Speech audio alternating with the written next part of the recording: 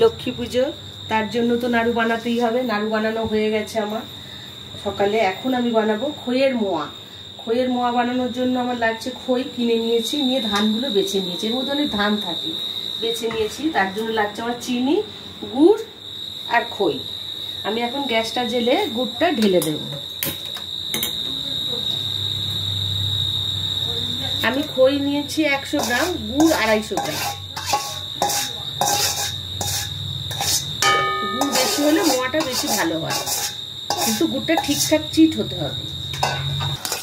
গুড়টা প্রায় হয়ে এসছে, দেখুন চিট আসছে। এখন আমি খইগুলো ঢেলে দেবো। আর একটু দেখি খুন্তি থেকে পড়ছে, আর একটু পরে মানে আরো 1 মিনিট লাগবে আমার, নাড়তে থাকতে হবে। চিট হয়ে গেছে, এখন আমি খইটা দিতে থাকবো।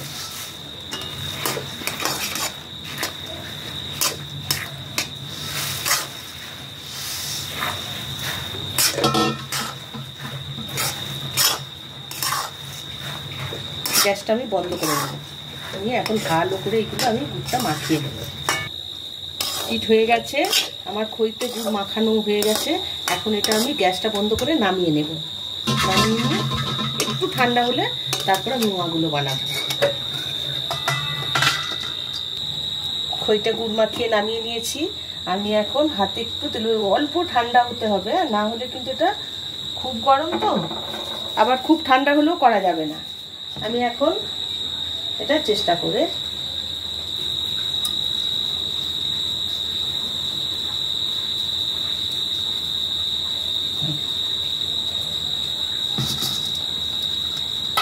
গরম আছে।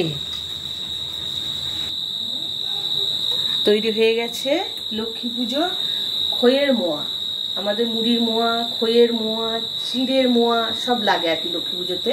তা আমি খইয়ের মোয়া বানিয়ে দেখালাম।